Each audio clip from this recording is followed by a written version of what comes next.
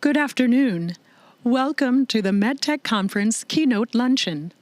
Please direct your attention to the screens for a brief video. How are you redefining healthcare? At the MedTech Conference, you'll find the answer.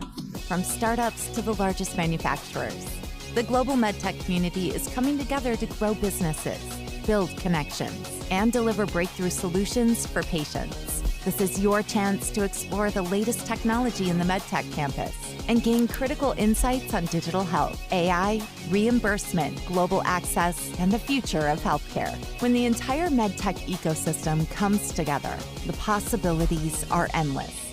Join us and be part of redefining healthcare. Good afternoon.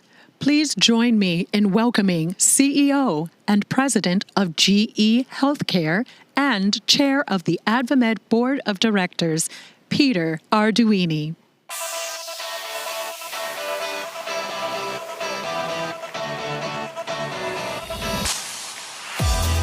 Hello, AdvaMed. Hopefully everybody's enjoying their lunch. This is going to be a great session here this afternoon for lunch. It's my honor to introduce the keynote lunch here today as we gather to honor a real true giant of our industry. We present the AdvaMed Lifetime Achievement Award. It's our highest honor that we give to a leader whose impact on medical technology, patient care, and the broader healthcare scape is really nothing short of extraordinary. And this individual is Mike Musallam. Mike, many of you know, but you're going to learn more about him. Yes.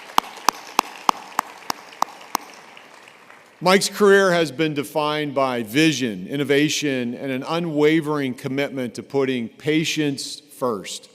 That's what really resonates when you listen to Mike, is that focus. And as chairman and CEO of Edwards Life Sciences for more than 2 decades, Mike led the company through a transformation that not only revolutionized cardiac care, but also redefined what it means to lead with purpose.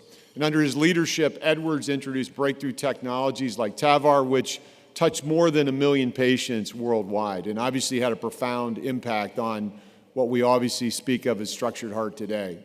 That's not just innovation, it's obviously impact at significant scale globally. And so now I'd like to introduce and hear directly from Joy Spencer-Smith, a patient who's felt the impact of Mike's patient-first style of leadership. Joy?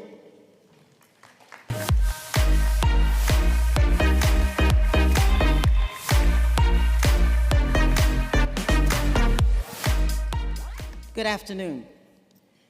As he just said, my name is Joy Spencer-Smith, and I was born and raised in Harlem 84 years ago.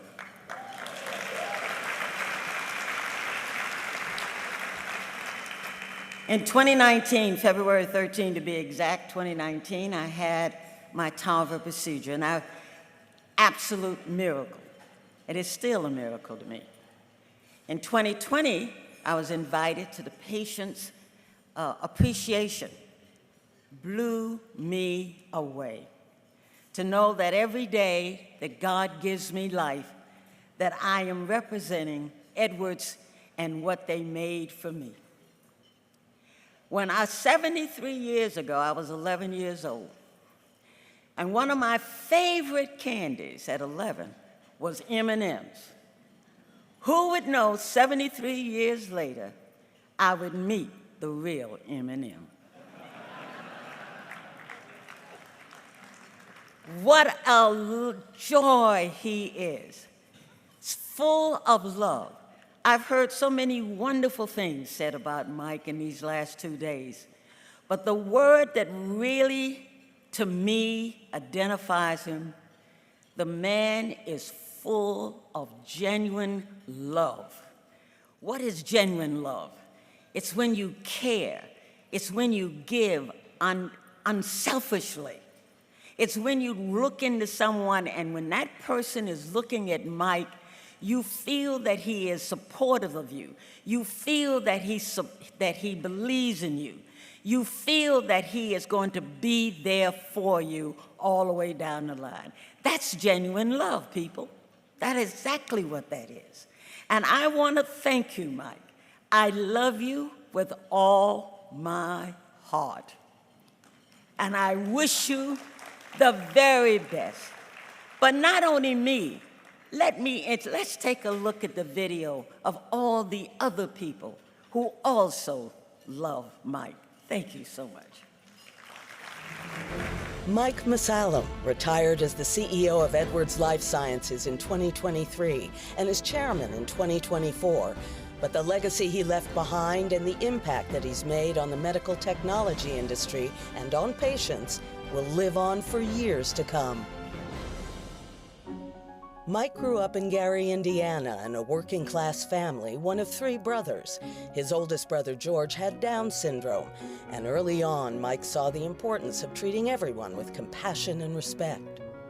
During high school, Mike showed an interest in math and science, which would ultimately lead him to a major in chemical engineering at the Rose-Hulman Institute of Technology. But early in his engineering career, he met some medical technology professionals, sparking his curiosity and his interest in MedTech, and ultimately his career in the emerging and growing field. His first position in the MedTech industry was at Baxter International, giving him a chance to gain experience and responsibility and to get noticed. He started working there in 1979 and fell in love with the cardiac business, which was evolving at Baxter. He led the cardiovascular business there from 1994 until 2000, when Baxter spun it off into Edwards Life Sciences, and Mike became the chair and CEO of Edwards. Today, Edwards is the leading global structural heart innovation company. It was at Edwards under Mike's leadership that the work of the Edwards team would truly revolutionize heart valve replacement for aortic stenosis patients with transcatheter aortic valve replacement, known as TAVR, giving patients a way to fix their failing aortic valve without open heart surgery. Mike was a leader in surgical valves early on in his leadership of Edwards Life Sciences. And then he made an incredibly bold move of starting in structural heart disease and buying a company for TAVR. And, Mike basically bet the ranch on this new technology, which bespeaks to the innovative gene that he has and is an attribute to his success. I've had the privilege of working with Mike Massalem since the very beginning of Edwards Life Sciences. Mike is a visionary, but more than that, he's a values-driven leader. He's deeply principled and always does the right thing, even when it's hard. I think Mike also led from his heart, and I think that's what created this very strong passion and connection to making a difference for patients. Under his leadership, Edwards did things that people didn't think were possible. He was a risk taker. He was committed and persistent and determined to make those innovations happen for patients.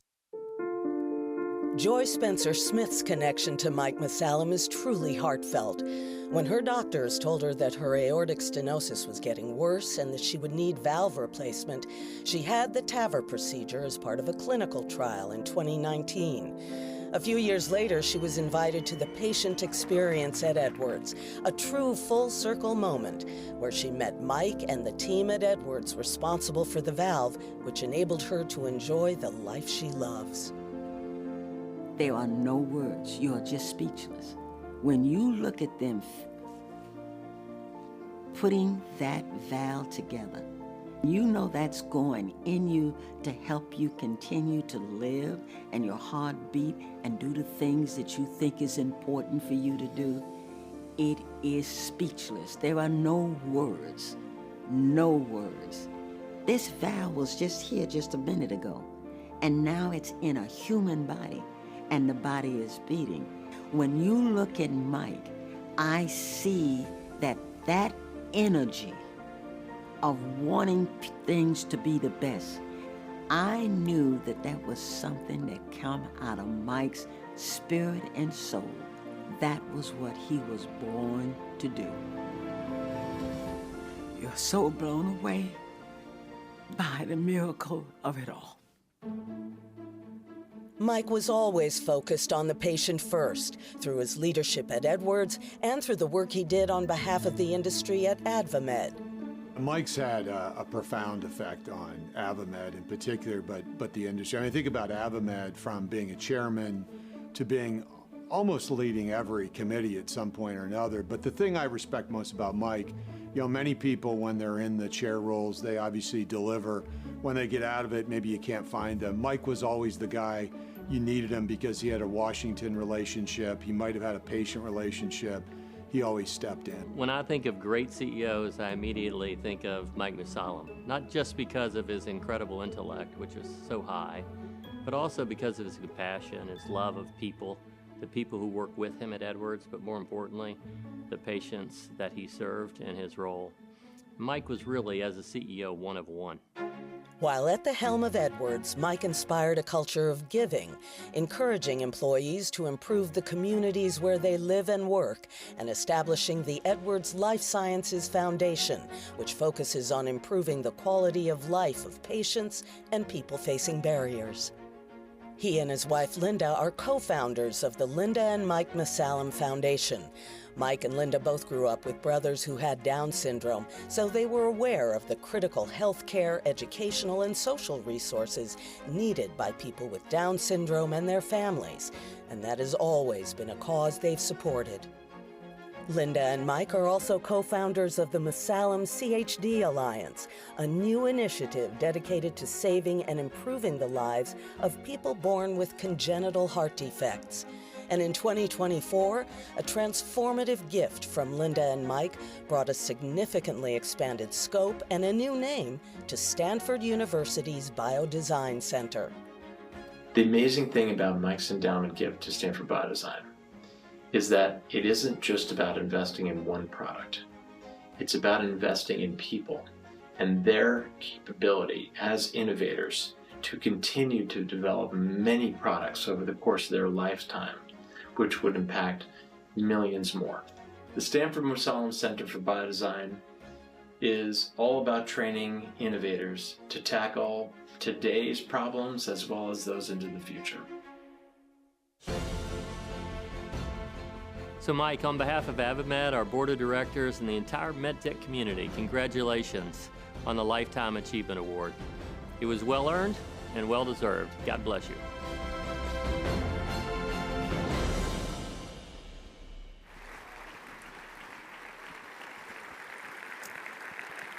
So join me in welcoming to the stage my friend, a MedTech hero, and a legend to millions of people, Mike Mussallem.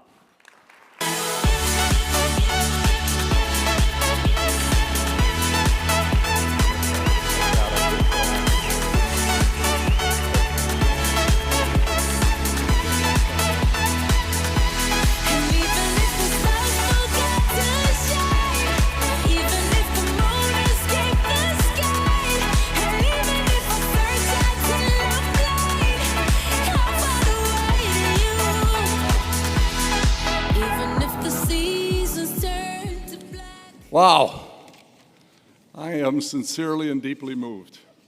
To receive recognition is pretty special. To receive peer recognition, I think it's the best kind. We know this is a team sport, and to have your peers come together is very meaningful. A few people to thank. I want to start out with my wife, Linda. She's been this unbelievable, consistent supporter. Talk about lifetime achievement. And she still laughs at my stupid jokes, right? Thanks so much to the team at Edwards. That's really been a privilege of a lifetime to lead that group. And there they were, motivated by patients at all times, and they sure did a job of making me look good. Thanks so much to my Baxter colleagues. And as you know, I grew up there, and I learned so much. I smile about my bond with the AdvaMed colleagues. That experience for me was pretty special. We took on big issues, we found our voice, and we really bonded. We had a lot of fun together tackling those things, and feel like I made lifetime relationships, which will always be meaningful to me. And I really grew from that whole experience and made me a better person by far. Thanks to all the speakers on the video. That was really impressive. You can only imagine what that cost me. And how about Joy? Is she something else? How do you not love that lady, right? I remember telling her after I met her the first time, your mom knew what she was doing when she named you Joy. But I just had the privilege. I love my job. I love medical technology. I was always all the way in. And it's been a real privilege to enjoy the kind of career that I had when you know the result of your work is that patients and their families have a longer and a better life. And so, you know, it doesn't get any more fun than that. It's really very cool. And more recently, I found that that drive to help patients isn't something that just sort of goes away when you retire. And so now, Linda and I are fully engaged in the Linda and Mike Musalem Foundation. We have ambitious goals.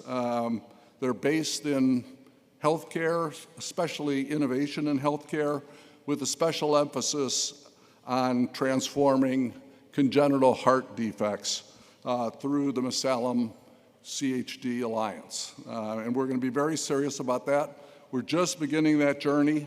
I've been blown away by how many people have offered, and these are wonderful and talented people, offered deep support and sort of reached their hand out and said, how can I help you in any way? I'm there. And it's been incredible. So any of you that are interested in following that journey, we'd love to have you. We're going to take this on. It's going to be tough, but I can't imagine much that's going to be more rewarding than that. So in closing, and I'm promising to be brief here, to all of you, don't underestimate your opportunity to change the world. I mean, there's simple things that you know that go along with that, just things like treating people the way that you would want to be treated. When there's trouble and difficult times, you go there and you provide support, you have people's back, you take responsibility when things go badly because what the heck, you're the boss.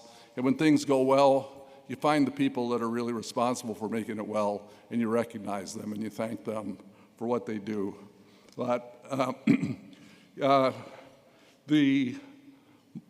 probably the other thing that I would encourage you to do is dream big.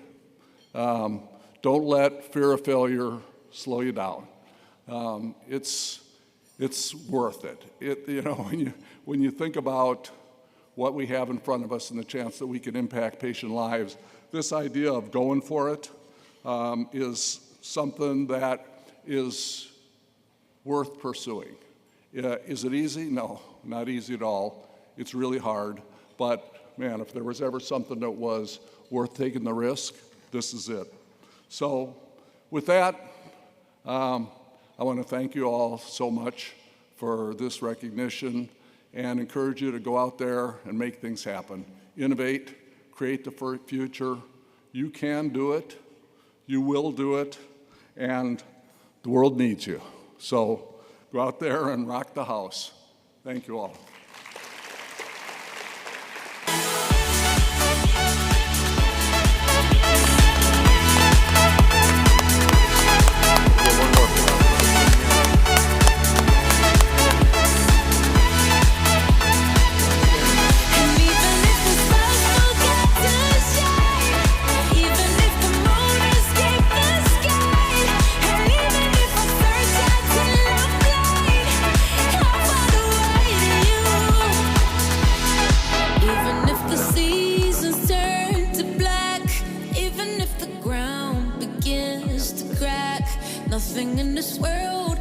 What an amazing moment for an amazing man. And I count myself fortunate. I think that many of you feel this way as well, just to have known him and spent some time with Mike over the past 10 years. He's an amazing person and a great lesson for all of us, his life.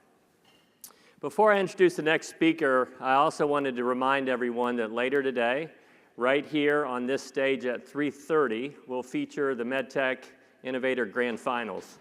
5 truly outstanding startups will compete on this stage. They're leveraging AI and leading-edge technology to solve some of the biggest problems facing healthcare today. And you play a key role. Your vote will determine which finalist is crowned MedTech Innovator of 2025 and wins $350,000 in funding today. So I hope you will come back to see that and be a part of that event right here at 3:30 for the grand finals to celebrate the innovators who are so vital to redefining MedTech for all of us. So thank you for your support for that event. Now, I want to recognize and thank our keynote sponsor, Microsoft, for their support of today's program. We're grateful for their partnership and their leadership in driving innovation in so many different ways forward. So please join me in welcoming to the stage the General Manager of U.S. Life Sciences and MedTech at Microsoft, Todd Mersch.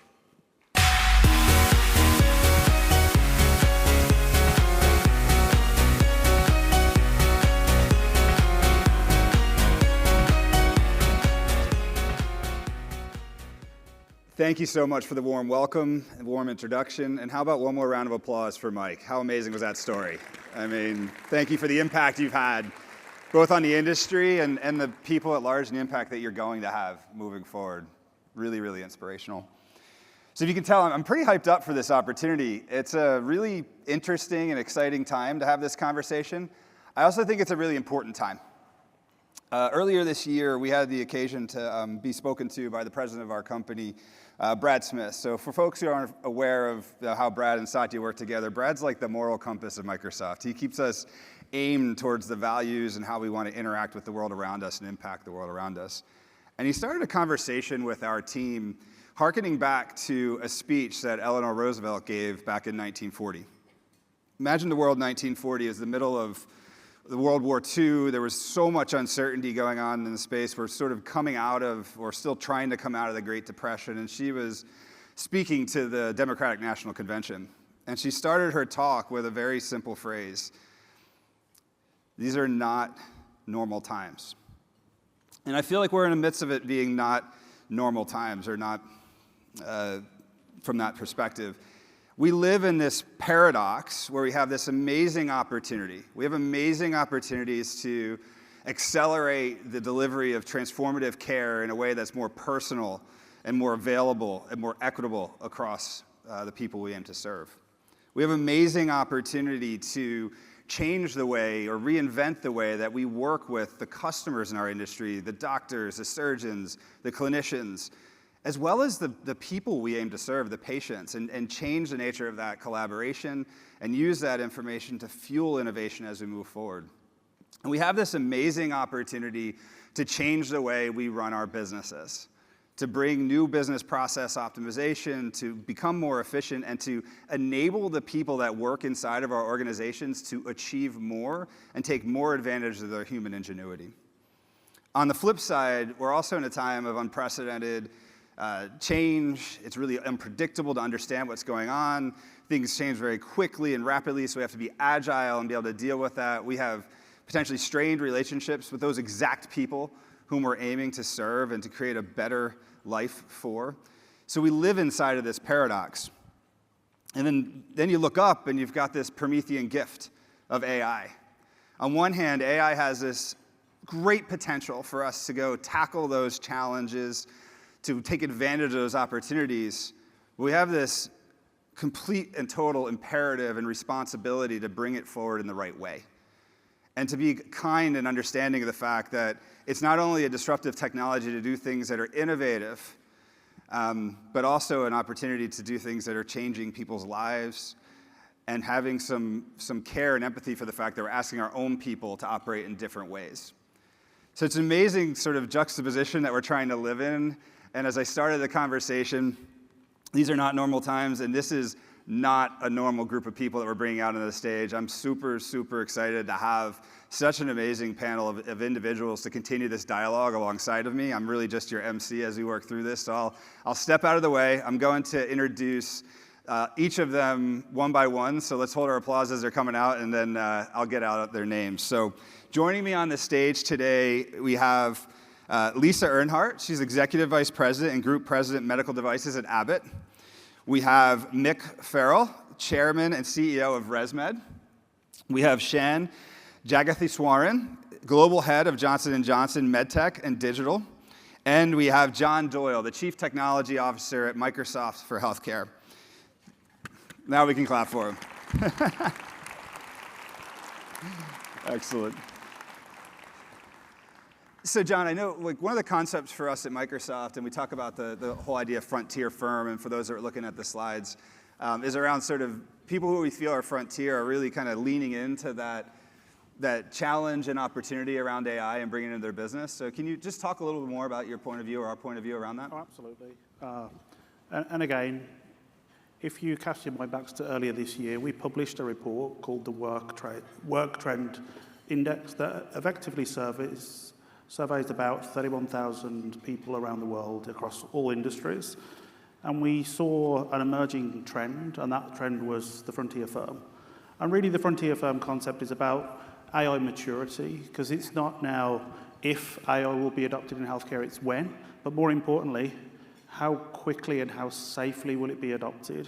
So as we think about AI maturity, we're seeing a pattern as we go through this journey, and that pattern broadly aligns across 3 areas. First, can we use AI to assist the individual to augment their intelligence, to actually give them time back to be more productive and more creative? Can we extend the capacity of that individual to do more? The second phase really is then, can we collaborate with AI, the technology? So can we pair a human with an AI agent, so the agent participates in the team with the human to perform work? And an example there might be, I might use ambient technology to capture patient-doctor notes and then push that back into the electronic healthcare record as an example of how you're pairing a human with a digital worker. And then the third phase, and this one is probably what I refer to as the frontier firm, is those organizations that use the technology autonomously. So rather than it actually working alongside the human leads the technology, but the agent then orchestrates the work. And again, there are lots of examples that you can bring forward in healthcare that actually enable us to make a difference, to reimagine the way healthcare is delivered. So for me, at a super high level, the technology will help assist the individual. It will help teams to collaborate better, and then it will autonomously take on some of the work, some of the complex workflows that we have in healthcare today. That's amazing. Thank you for laying that out. I think it'll be a great framework as we talk through this. And there's a lot of opportunity for innovation across all the things I mentioned beforehand. So I'd love to start with a few examples from each of your own organizations, whether that be how you're running the business, how you're dealing with patient care, how you're moving forward with your relationship with your customers, all those sorts of things that you would be willing to share with the audience here so we can learn from your experience. We'll start with you, Lisa. Okay, great. Well, it's certainly a transformative time in MedTech, and I think AI does have a really a role for us to accelerate the, allowing patients to live their best lives, right? And so as I think about what we're doing at Abbott, and I think about it as it relates to serving our customers, there's obviously the more simple thing, which is, I think, low-hanging fruit for all of us around customer service, right? And how do we utilize AI, agentic AI to, make sure that we're really touching our customers with their most complex problems, and then sort of automating or allowing agents to carry out the work under the, under the umbrella or oversight of people, humans, because at the end of the day, that's who we are. We're humans serving humans. I want to make sure we all remember that. But then in terms of our products, we've actually been on this journey for a while. So as I think about whether it be expanding access, whether it be optimizing procedures, whether it be chronic care management, AI has a role in all of those. I'll give one example of a product that we have called Ultron. It's an imaging platform that's utilized in coronary procedures. So it helps a physician in the midst of a procedure detect calcium, and then based on that calcium, the amount, where it's located, leveraging AI machine learning to be able to then decide, okay, what is the treatment plan for this patient? Do I need to remove the plaque? Do I need to modify it in some way? Where should I place the stent? What size should the stent be? All of those things, which allow for more accurate placement, which allows for better outcomes, ultimately driving efficiency. So we think this is a great example of, ultimately leveraging AI to democratize healthcare. So it's just one of the many examples. What do you got, Mick? Well, yeah. So, challenge. First, yeah, let's go. firstly, you know, thanks for the intro, Todd. It's good to know that I'm not normal. Not normal times. I mean, you know, thank you for that. And extraordinary, extraordinary. Not ordinary, oh, okay. not ordinary, extraordinary. But also frontier firms. I actually do think Abbott, ResMed, and many of the players in this room, J&J, are on that frontier. As Lisa said, like, we've been doing it. Feels like, I don't know, digital health. I remember putting a two-way pager on a CPAP in 2002 here at UC San Diego up the road with VA patients. And just the threat that the doctor might be watching you got them to participate in their therapy like never before. And then when the doctor actually did, we learned a lot. And so I think that's the digital health journey is 20 years. It's not sudden. The AI journey is probably 10 years. We were both experimenting with ML and AI across our companies, right, Shan? And so now, I think what's changed is it's not normal times because NVIDIA is worth $4 trillion.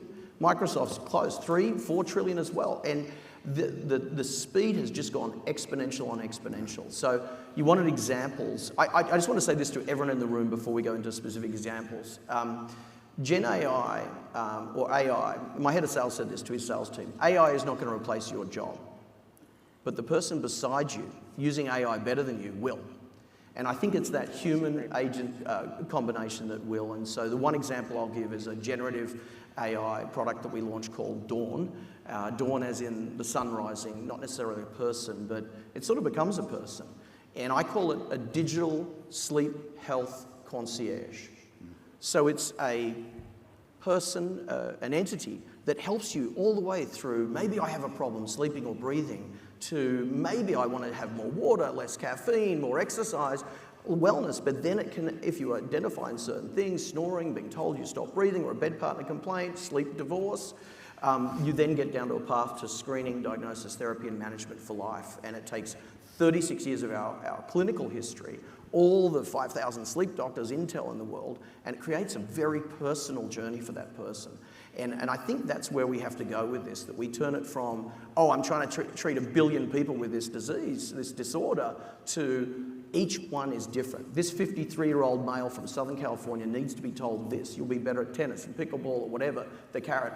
This person needs to know there's a 37% mortality reduction. So, you know, the stick, avoid death or disability. And so that whole process is going to work itself out. But early days, jump on, everyone in the room, it's existential.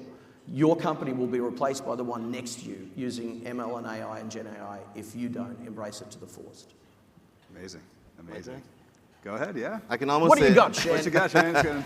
Sorry, John, you have to go last. So, Microsoft is going to end I'm hoping Microsoft has a lot. We have a few examples. We might have a few examples. We might. You know, I can almost say ditto. I think the key things for us is, as you mentioned, is existential. AI is you know, going to be ubiquitous.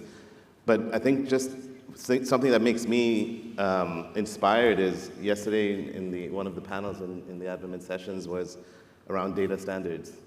And that was the first time that data standards was a topic on a panel at AdvaMed. And today, you know, the keynote's around AI. So while we've been working on this for a while as an industry, it's coming sort of to the forefront, and the reinvigoration of the conversation, I think, will take us to another level. At J&J, obviously, you know, AI, like many of you, it's important. It's part of sort of how we do business every day. There are obviously internal investments that we've taken, but externally, I think, you know, clinically, where value is given back to the surgeon and the patient. Good examples that we have are Quest with our Monarch platform was launched earlier this year.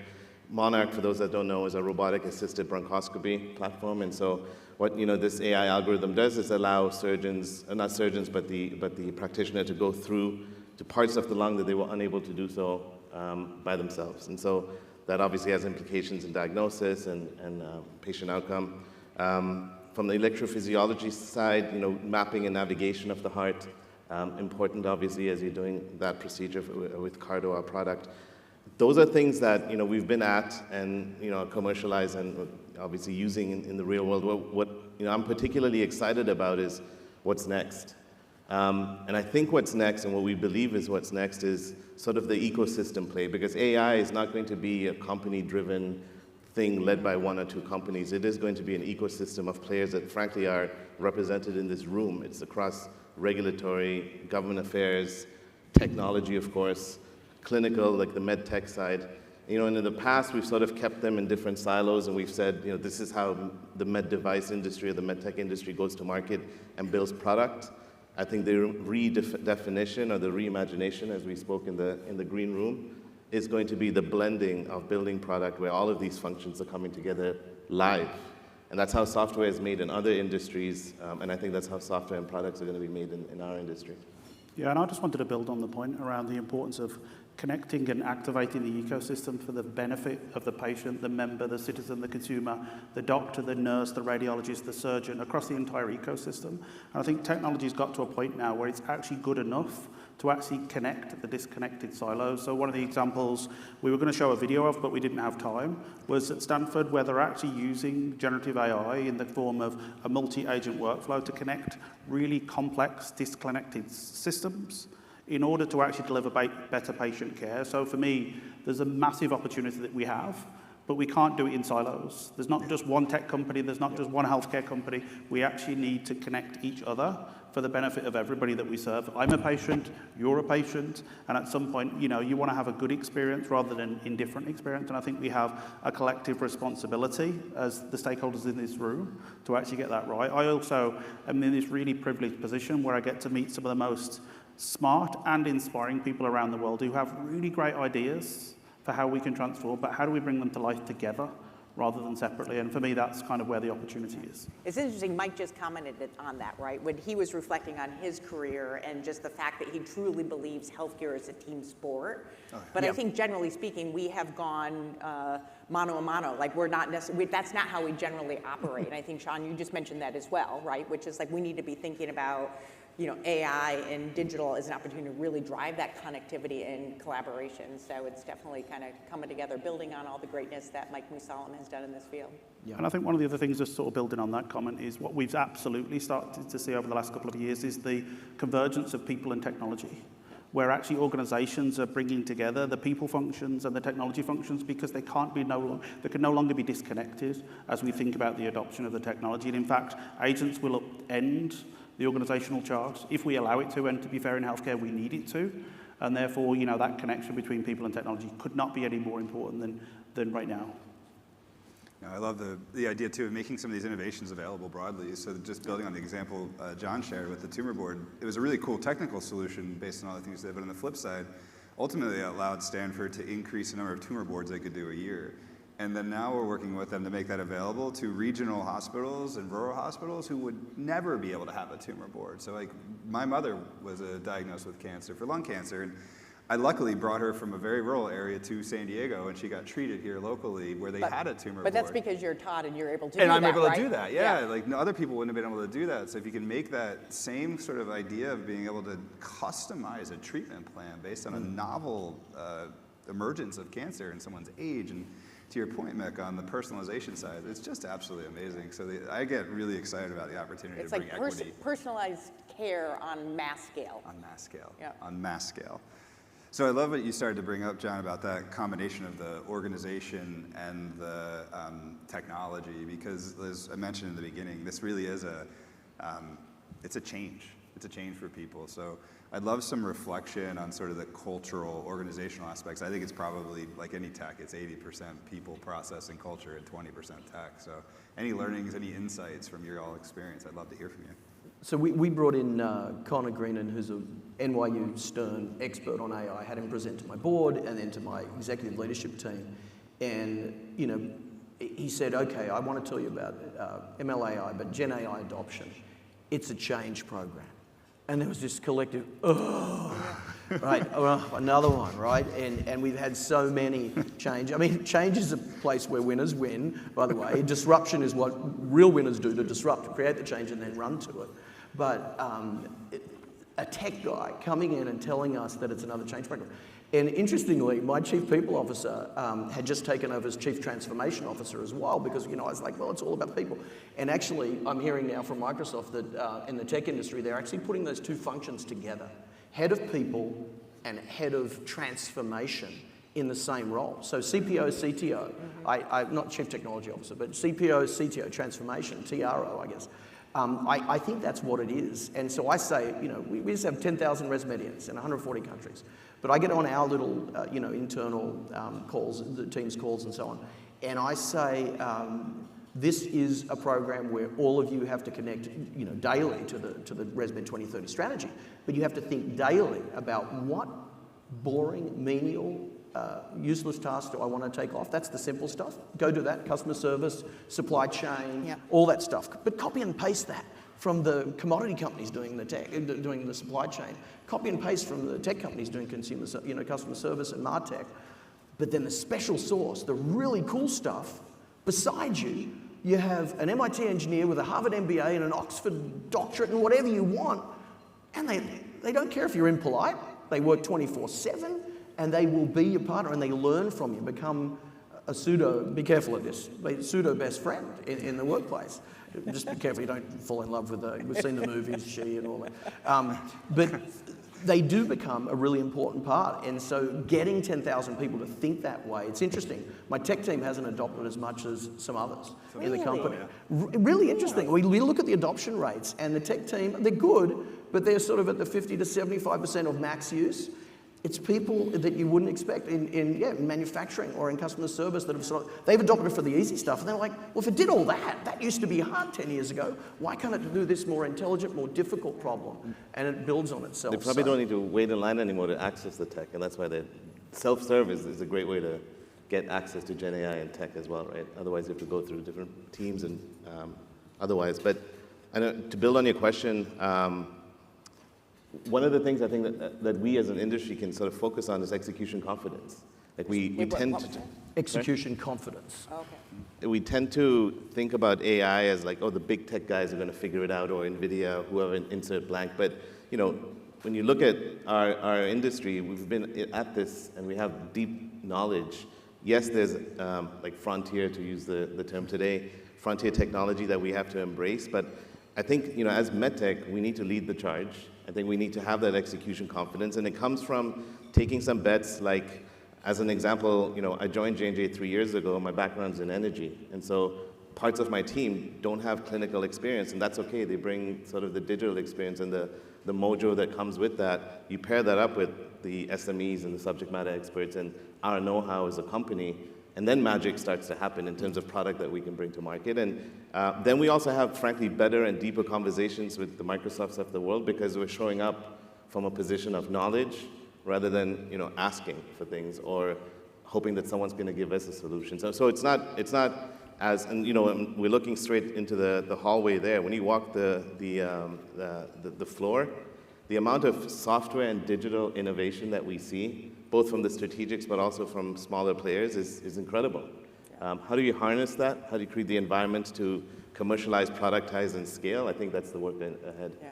And I think that's the thing. It's not for lack of interest. And I think about like Abbott, like we're innovators at heart. Like that is the lifeblood of what we do.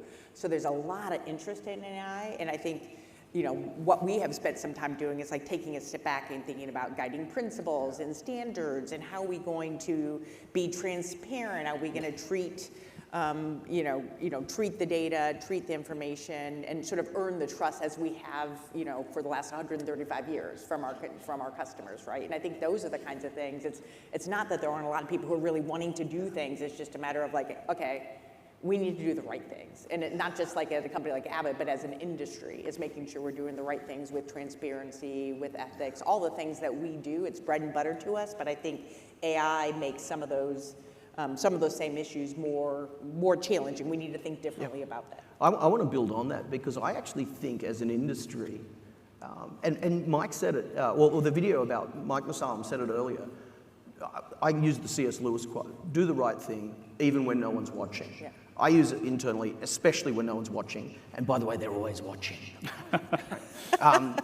Mike said, do the right thing even when it's hard. The description about Mike Musalem. And I want to separate us, without offense to your other customers, but I want to separate us from Google and Meta and Amazon, where consumer tech has turned the person into the product.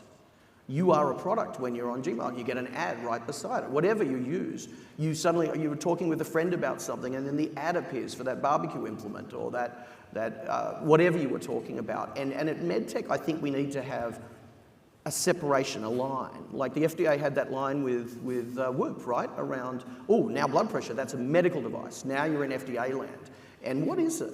And the line for me should be privacy, cybersecurity, interoperability to the level that the person, don't even call them a patient, the person chooses to allow that interoperability. And then I have to, like, I know a lot about 33% of someone's life.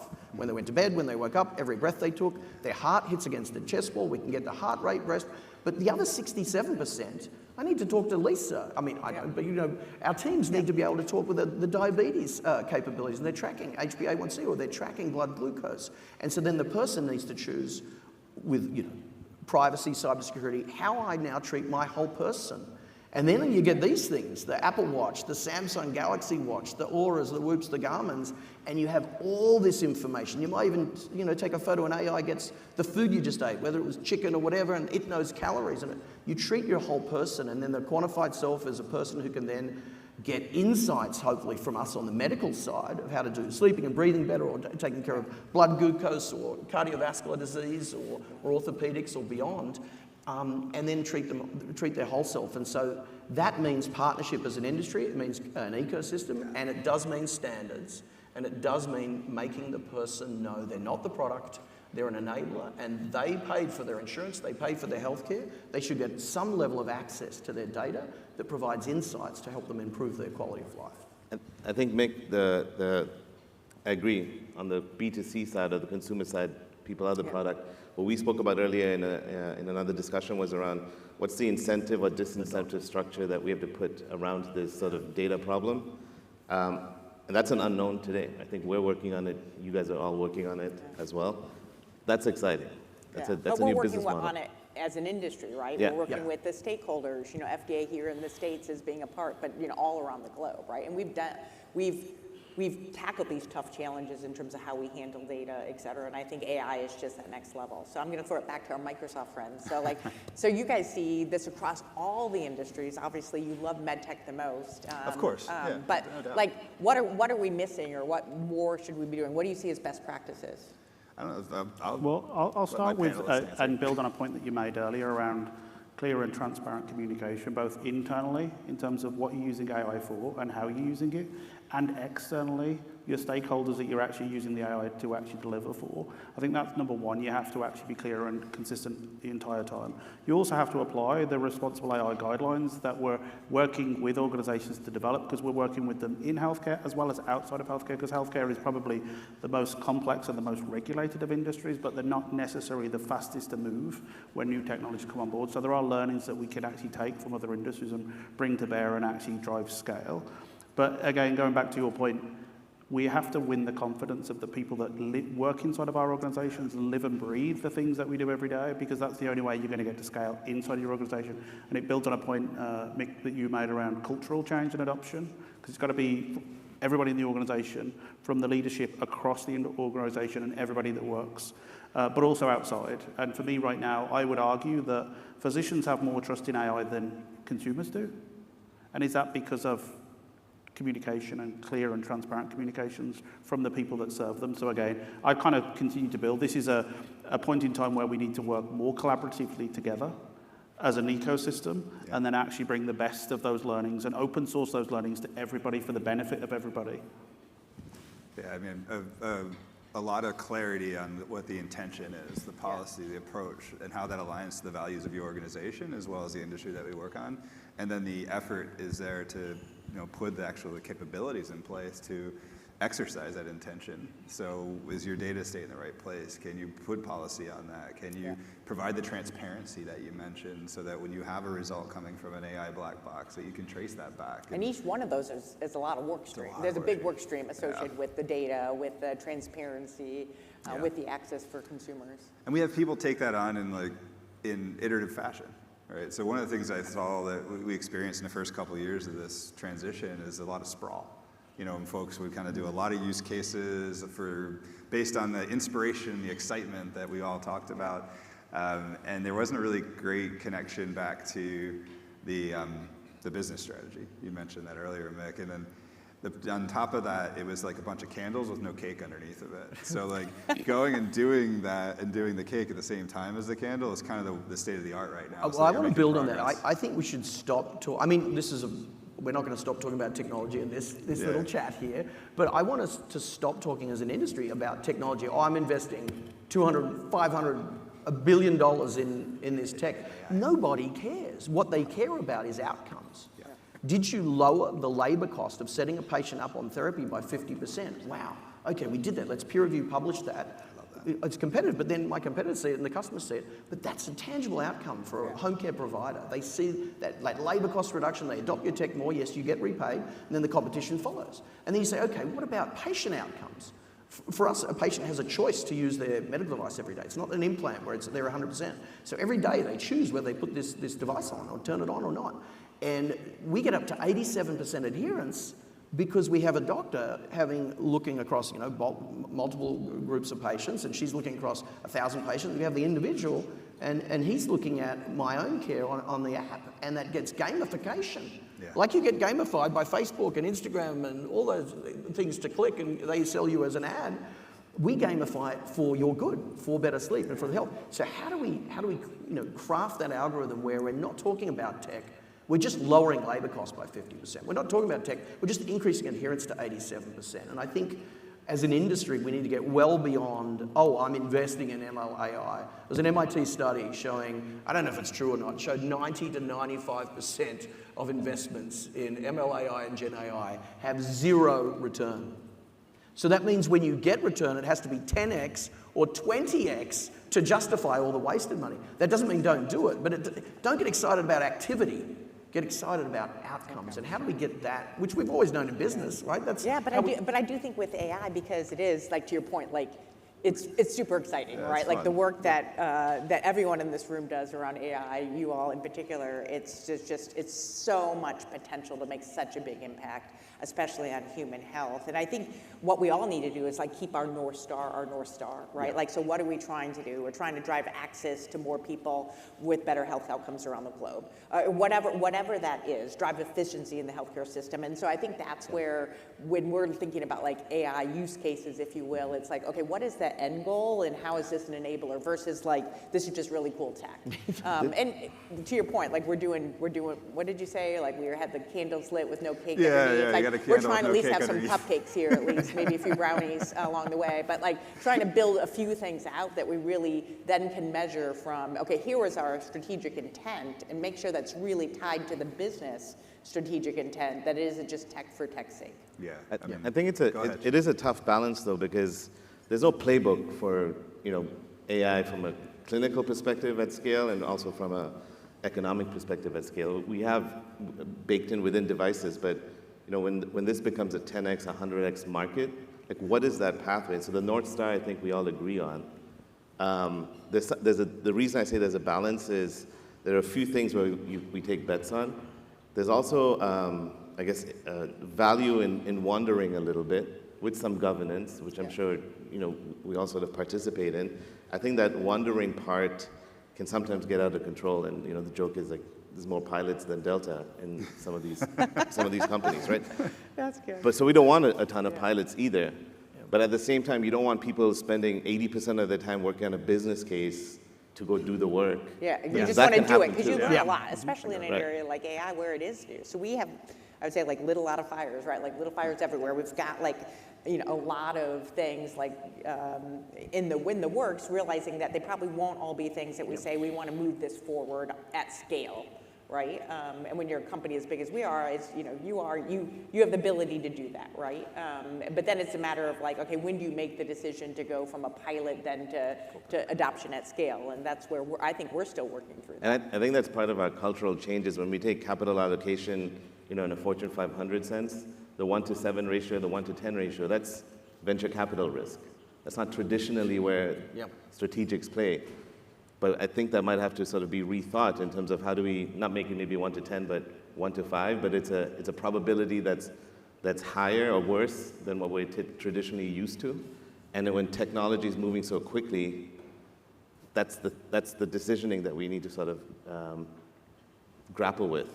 Yeah, and I'd build on a point that Mick made earlier around, in reality, AI is the new technology, it's the new shiny object, but the business problems are the same. We're still trying to solve those business problems. We know how to measure them today, and therefore we can measure the success of AI if we use those KPIs. And going back to the clear and transparent communication, why are we trying to solve this problem with AI? Can we be clear? Can we measure the success of AI so we can then go from pilot to scale much faster, because that's where you're going to get the real value return. And there's a new measure that we're starting to see now with the sort of the advent of agents in the workforce as digital employees, is the revenue per head, because now you can get to scale faster, you can grow with agents as opposed to just people.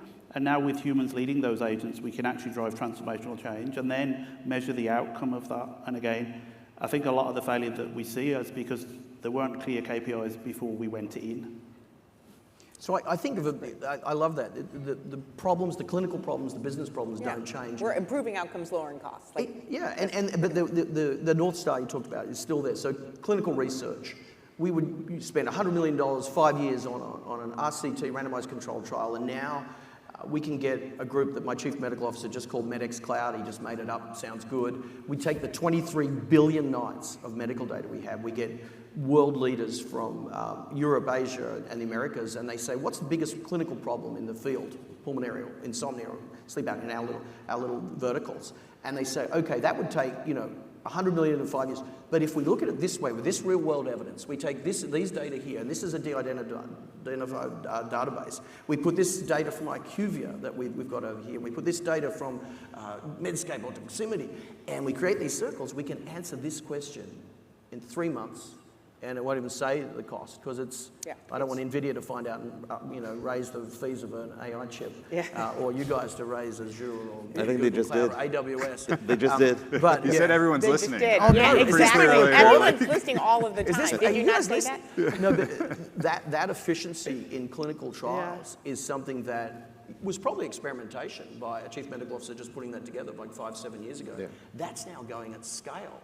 And then, our competitors and other verticals are saying, why aren't we using real-world evidence? And then for those who are FDA and from regulatory organizations around the world in the room, we then have to be able to produce real-world evidence, RWE, that's as good as RCT.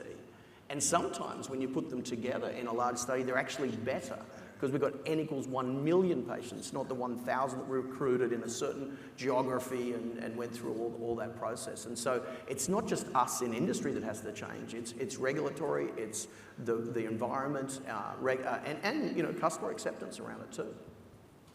100%. I mean, I think a few themes in there was like, it's okay to fail as long as you're failing forward towards an outcome-based structure that you're looking for, and we need to be more comfortable with that as an industry. And to the point, like the challenges that we're trying to solve are the same challenges. You guys have your business strategy, your focus. It's like, how do we I always tell folks, AI is not a strategy. AI is a set of capabilities to enable you to achieve your strategy and your goals as an organization. So something to focus on. You talked a little bit, John, talked a little bit about the idea of growing the firm without growing the firm. And how are you going to kind of leverage this to create more capacity inside of the organization? And that's both a technical discussion, but also a people discussion. So I'd love to hear any thoughts from the folks in the panel here from that perspective. I think that's where there's just tremendous opportunity for us, right? And it's not to say that we're going to do necessarily more with less, but we could do more. Like how does this become a real enabler for us as we think about our workforce and really doing the things that require that sort of critical thinking, human judgment, the interaction, those types of things. So for me, it's a matter of like, we always have more ideas than we have, dollars or resources for. And so now I'm at a point, it's like, hey, things that used to fall below the line from an investment standpoint, we may be able to do those now. So this may accelerate my innovation. I may be able to literally do more with using AI in a variety of different ways. So I think it should be really empowering for folks. And I love the way that you're thinking about it, Mick, in terms of people not thinking about, is this going to replace you? But no, it's someone who uses AI better than you, right? That will do that. Or a firm who is, you're competing with, if they're better at this, they'll get more bang for the R&D bucks, for example. Exactly, and as you said, the unmet medical need out there is huge for all of us, and we're all growth companies. So when I talk to the team about this, I don't talk from a place of fear, and I don't think they hear it as fear, because if we're growing double digits, the number of patients' lives we're going to touch, the next 5 years, well, then don't just throw people at the problems that are coming. Yeah. Grow the firm in terms of lives impacted, revenues and profits, but lives impacted primarily. Keep that North Star. But don't have to add 10 people to your team of 100 because you're going there. Add 1 or 0. And embrace all the capabilities you can get from that agentic work and all the work you've done. I think the ability to scale has gone exponential for us. And I was on a small panel, and Tim Cook I was in the audience, and Tim Cook was here talking, this is 10 years ago, talking about how inefficient healthcare delivery is. And he was comparing it to the experience that he was delivering on iOS and Apple. And he was walking through, wouldn't it be great if you'd find your doctor like this? And the stuff that we've all heard. And I think 10 years later, firstly, Amazon's tried to reinvent it. Google Health has gone in and out 5 times. And so I don't think it will come from them. I think it has to come from us, because we know them. We know the verticals, we know the problems, we know the interoperability issues, and we treat the person with privacy. We keep that North Star of patient first always. We think about global access. We operate in 140 countries. I think, well, how can I make this affordable in India on a rental program, or in China, in tier 2 and tier 3 cities that are not Shanghai and Beijing, but getting to the billion people there, not the rich people in Western Europe and North America only, right? And we can do that with digital and scale. So we can achieve a lot of our North Star problems. We have to solve the problems. And if you don't, the person in the table beside you will. Yeah, and I think just the point on capacity, how do we use the technology to augment and extend existing capacity to do more? Because I think where agents work really well is where there's actually pockets of deep expertise and a structured approach. And I'll use a kind of horizontal example, using AI to complement your security team so you can keep the lights on, because if the lights are off, you actually don't do anything at all.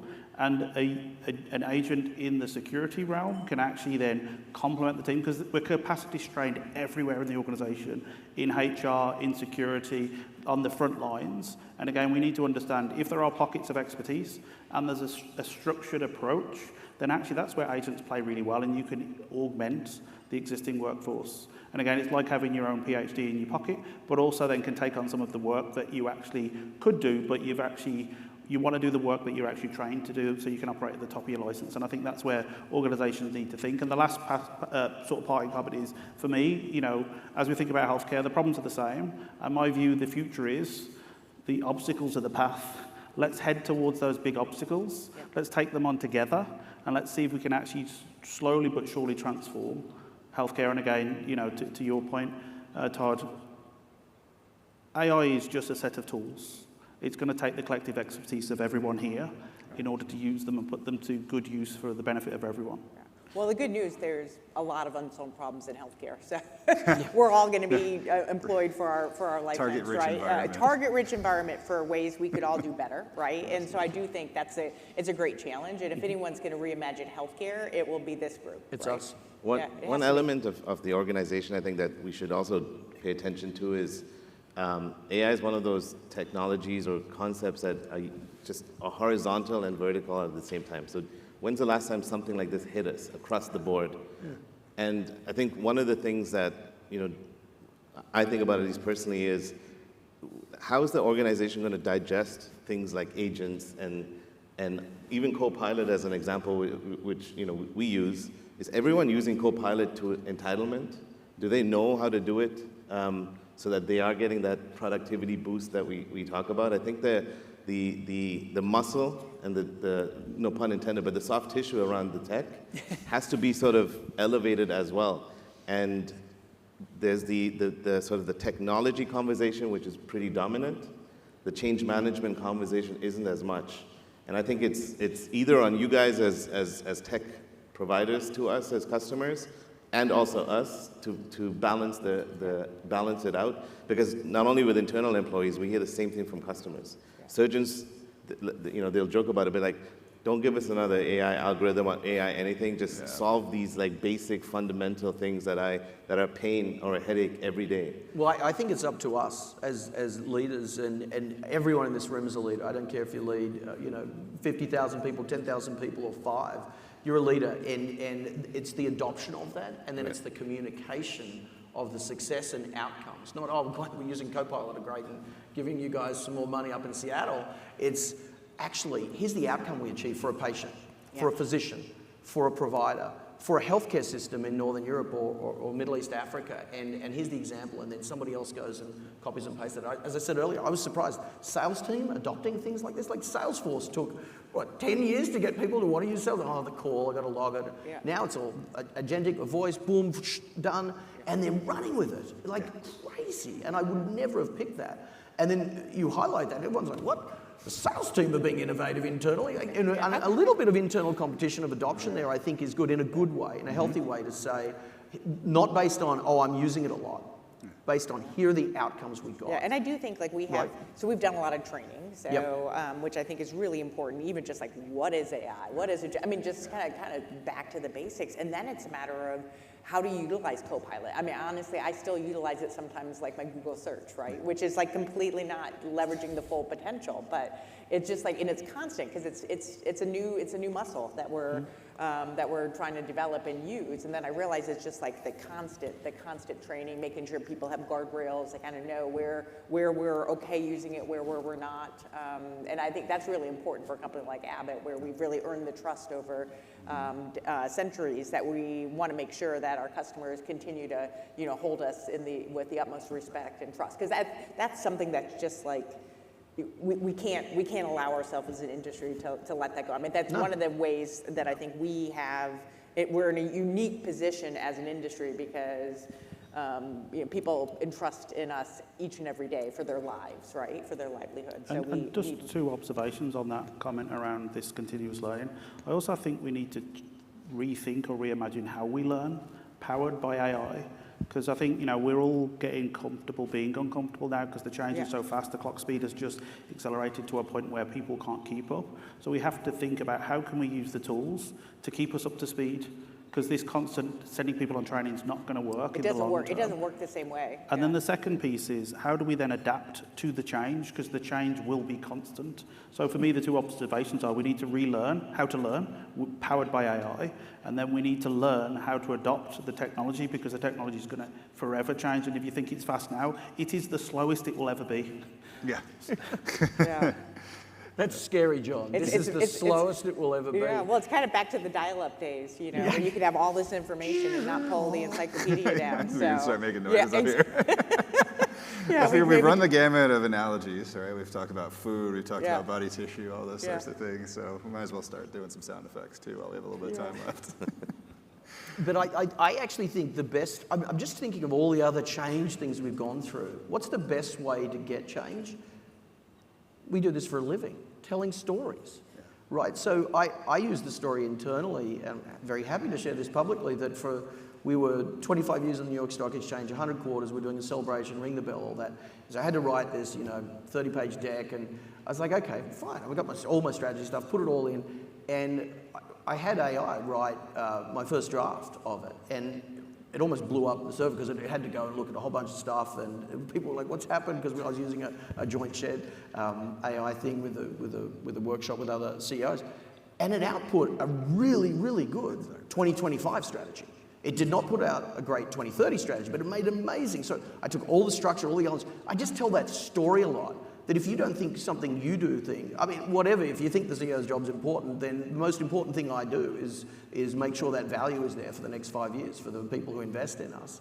After patients first, because without that there is no investment. The second most important thing is make sure that's sustainable. And you say that story that, okay, the most important thing that I do, I'm using this, and you tell that story enough times, people say, okay, well maybe I thought this job was too difficult, this regulatory submission, should I try some AI on that? No, you can't. Try first time. Of course, the human has to come in and edit, but I think that storytelling and then that internal, wow, this team's using it, this team's doing it, it's good, and then this stuff as an ecosystem across MedTech saying, we've got to embrace it. Consumer tech keeps trying to come in and AI us. Let's AI ourselves. Let's embrace this tech like we did all the others. We've got cloud connectivity. We've got digital health. We're embracing those. Let's embrace this faster before someone else comes in, because I don't think they'll do it well. They won't keep the patient first. They won't keep privacy second. They won't think about interoperability. And they frankly don't know all the rules around regulatory and all those things. And so let's make sure we do it and do it right. And I realize we are almost at time. And I think about the fact that we didn't even talk about like hallucinations and how do we, all the important things. And I think a year from now, when we're all together in Boston, it'll be great to kind of reflect back on like, foundation, and just be like, oh my gosh, can you believe we had that conversation? We knew nothing. Well, you guys did.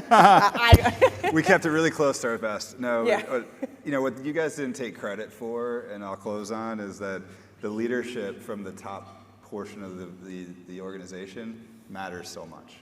It matters so much to getting people to move forward with this, to adopt, to have that consistency. So take some credit for the leadership that you're providing.